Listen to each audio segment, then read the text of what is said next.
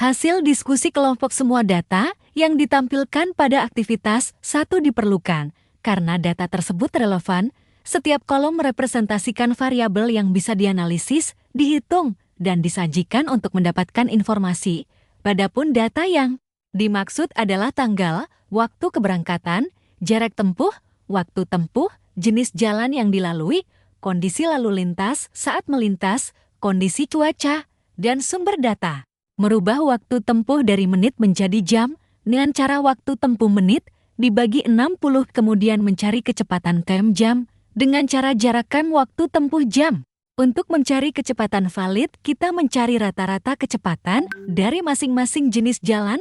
Diketahui rata-rata jalan kota 18,78, jalan raya rata-rata 26,9, dan jalan tol 53,3 dari rata-rata tersebut dibandingkan dengan kondisi lalu lintas dan cuaca. Untuk mencari nilai data outlier, kita mencari nilai kecepatan yang ekstrim dibandingkan dengan rata-rata dari jenis jalan, kondisi lalu lintas, dan cuaca. Didapatlah data outlier dengan ID 7, 9, 13, dan 28.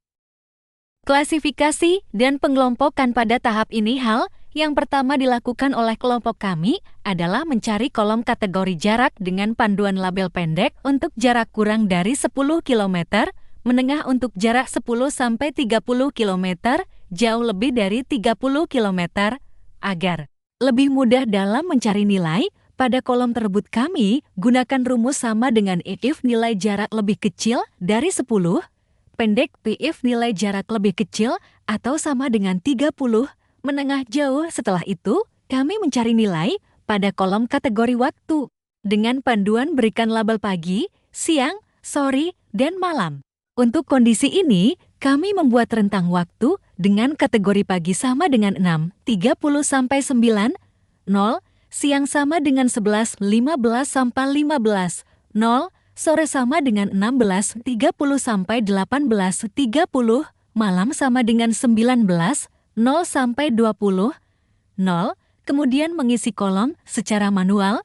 Langkah selanjutnya mengisi kolom jenis hari dengan panduan.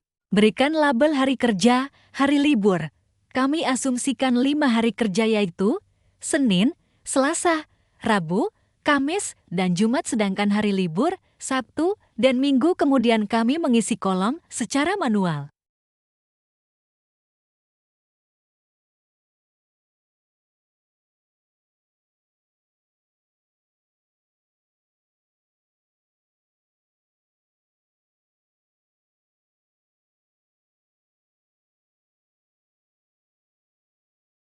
Abstraksi data dimulai dengan mengisi kolom waktu tempuh km menit.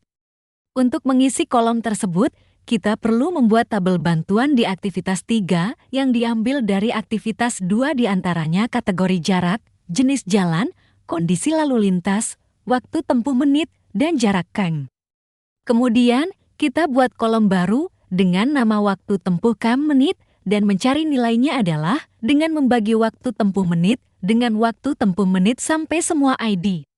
Kemudian kita kembali ke aktivitas 4 untuk mengisi kolom waktu tempuh km menit yaitu dengan cara sort filter sesuai masing-masing kriteria. Jika terdapat kategori yang sama, maka untuk memasukkan nilai ambil nilai rata-rata.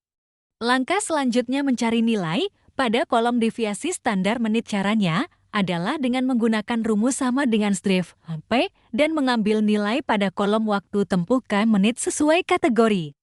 Langkah selanjutnya mencari nilai kolom kecepatan rata-rata km jam. Untuk hal tersebut, kami kembali ke aktivitas 3 untuk membuat kolom bantuan yaitu jarak km dan waktu tempuh jam dari aktivitas, kemudian membuat kolom bantuan kembali dengan nama kecepatan rata-rata km jam dan mengisi nilainya dengan rumus jarak km dibagi jarak km. Setelah mendapatkan nilainya, kami kembali ke aktivitas 4 untuk mengisi kolom kecepatan rata-rata km jam sesuai kategori yang diminta dengan memasukkan nilai rata-rata dari data di aktivitas 3 dengan cara sort atau filter. Langkah selanjutnya mencari nilai kolom indeks hambatan rata-rata dengan cara mencari nilai rata-rata dari masing-masing kriteria pada aktivitas 3 kolom kecepatan rata-rata km jam.